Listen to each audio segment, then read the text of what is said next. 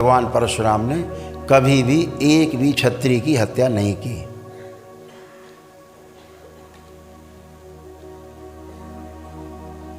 कर ही नहीं सकते।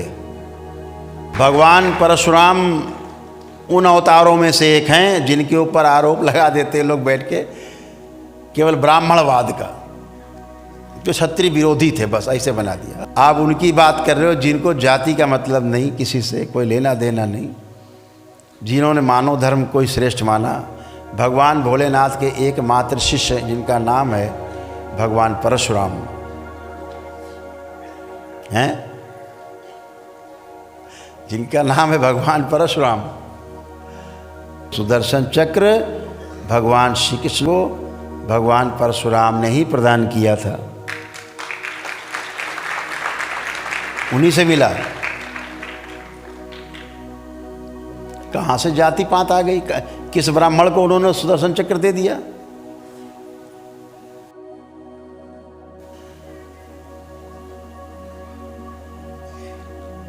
भगवान श्री कृष्ण ब्राह्मण नहीं थे, लेकिन आप अपने आरोप लगाते समय वो तो क्षत्रिय विरोधी थे, वो जाति प्रथा विरोधी थे, ब्राह्मणवादी थे। जब अपना धनुष ले करके अब उन्होंने कहा कि हम तो तपस्या में जा रहे हैं, हमारा काम पूरा हो गया, तो कहा कि भगवान शंकर को उनके जो अस्त्र शस्त्र वापस कर दिए जाएं कि हम क्या करेंगे धनुष धनुष। तो देने गए तो भोलेनाथ ने कहा अरे भाई हम तो दे चुके हैं, हम दिया हुआ नहीं लेते, अब तुम ले जाओ, तुम्हें जहाँ देना लेना हो तुम करो। अच्छा, तो एक बार रावण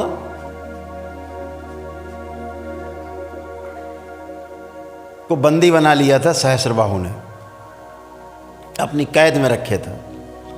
तो भगवान परशुराम भगवान शंकर से मिलने गए तो उन्होंने कहा कि भाई तुम शिष्य तो हमारे, तुमने दक्षिणा आज तक नहीं दी। बोले प्रभु आप आदेश करो दक्षिणा। तो बोले आधी दक्षिणा में आज दो, आधी। बोले आधी मतलब? बोले आधी आज और आधी बाद में। कि प्रभु दिया आदेश करो। तो बोले रावण जो है सहस्रबाहु जो राजा है उसकी कैद में है, उसे छुड़ा दो। भगवान भोलेनाथ के कहने पे तो वन मैन आर्मी थे, अकेले ही आर्मी, उनके बराबर कुछ था ही नहीं। सहस्रबाहु की और भगवान परशुराम की थी, जो उन्होंने, उनके परिवार ने ये हत्या करके गाय का मामला बना करके और उनकी हत्या की, बदला लिया। भगवान परशुराम को जब पता लगा कि उनके पिताश्री की हत्या हो गई है ऋषि जमदग्नि की, तो आए। और जैसा कि आप सबको पता है, आप सब उस भोग से भोग के निकले हो, स्मृतियों से। वो तो महान ऋषि थे, तपस्वी थे भगवान परशुराम, उनसे बड़ा ऋषि तपस्वी हम तो किसी को आज तक मानते ही नहीं, धरती पैदा ही नहीं हुआ। उन्होंने सारे पिंडदान और जो पिता के मृत्यु के बाद पुत्र कर सकता है वो उन्होंने सारे विधि विधान से सारे वैदिक कार्यक्रम सब किए, पितृमुक्ति वगैरह के लिए सब कुछ किया जो भी कर सकते थे।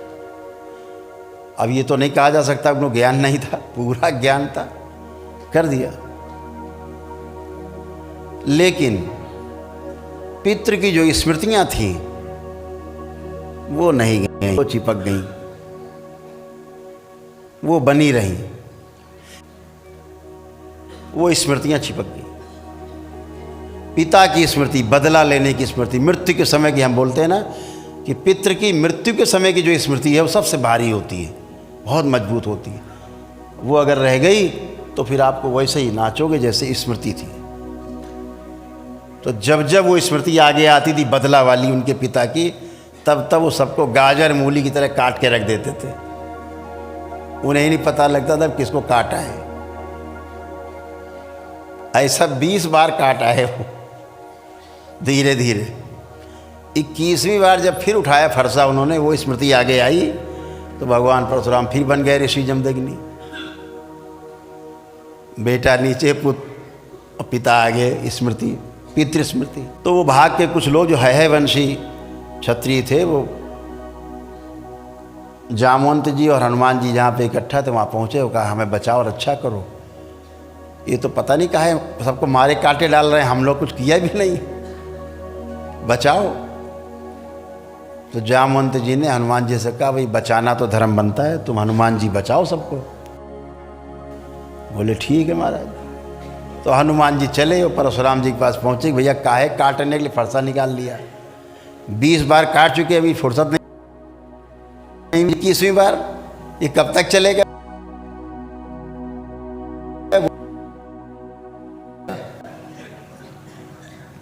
तो बोले नहीं युद्ध होगा।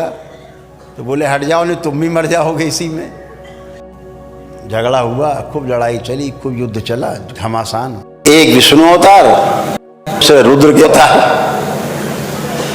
दोनों का युद्ध बराबर चलता रहा। तो उन्होंने अंतिम कोई अस्त्र चलाया और परशुराम जी बेहोश हो गए। तो उनको ले जाके पेड़ में बांध दिया। वो कहा जरा देखे तो क्या इसके अंदर है क्या, काहे काटे डाल रहे हैं भाई सबको। तो जब अंदर जाके हनुमान जी ने देखा तो देखा कि उनके पिता की स्मृति, पितृ स्मृति पड़ी थी, बदले की भावना की। जब वो आती थी स्मृति एक काटने लगते। तो भगवान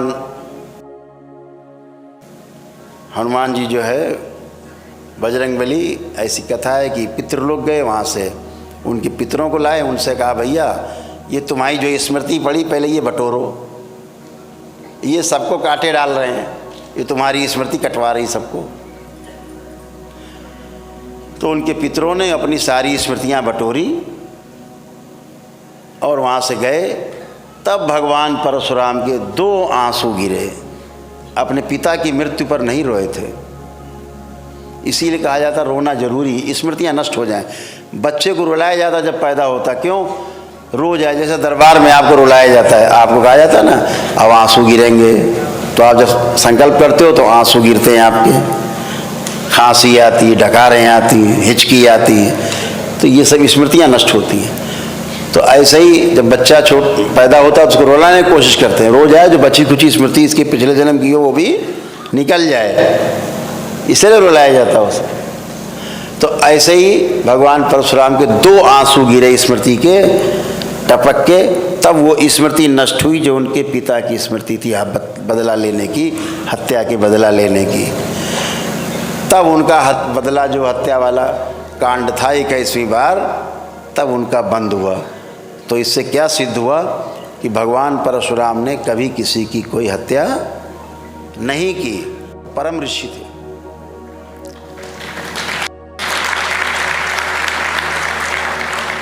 उसके बाद फिर उन्होंने जितने लोगों की हत्याएं की थी, जब उनको पता लगा कि हमने इतनी हत्याएं कर दी हैं, हनुमान जी ने बताया तुमने इतने लोग मार डाले, लाखों लोग मार डाले, तो उनको बड़ा दुख हुआ। तो उन्होंने जितने लोग मारे थे सबका पिंडदान किया, सबका श्राद्ध किया, सभी का, सबको मुक्ति दिलाई उन्होंने। ये भगवान परशुराम ने किया। तो गलत ढंग से करके लोग अपनी रोटी सेकते हैं, वो रोटी सेकने से बाज आना चाहिए, जो वास्तविक मूल बात है उसको सामने लाना चाहिए सबके। तो वो भगवान परशुराम जिन्होंने कोई हत्या नहीं की किसी क्षत्रिय की, रावण से संबंध इतना था कि उसको छुड़ाया था उन्होंने। तो क्या हुआ, वो धनुष लेके रावण के पास पहुंचे। जब रावण के यहाँ गए तो उन्होंने देखा कि किसी एक ब्राह्मण का वो अपमान कर रहा था, तो उन्होंने धनुष उसको देने से इनकार कर दिया। तब वो राजा जनक के यहाँ गए और फिर धनुष कहाँ गया, वो जनकपुरी में गया। तो भैया राजा जनक तो ब्राह्मण नहीं थे, तो धनुष काहे दिया। तो जो दुनिया भर की तमाम कथाएं गड्ढम सड्डम लोगों ने सुना रखी हैं, समाज को भ्रमित कर रखा है, इस भ्रम से बाहर निकलना है, ग्रंथों से बाहर निकलना है, यथार्थ में आना है, अनुभव में आना है, अनुभव में जीना है कि कोई ऋषि मुनि कभी किसी की कोई हत्या ही नहीं कर सकता। तो ऐसे भगवान परशुराम ने भगवान श्री कृष्ण को अपना सुदर्शन चक्र दिया। तब भगवान श्री कृष्ण जो जरासंध से कि भय से वो भी पीड़ित रहते थे, भाई रिश्तेदार थे। जब वो चक्र मिला तो थोड़ा सुरक्षा हुई, तब वो सुदर्शन चक्रधारी कहलाए।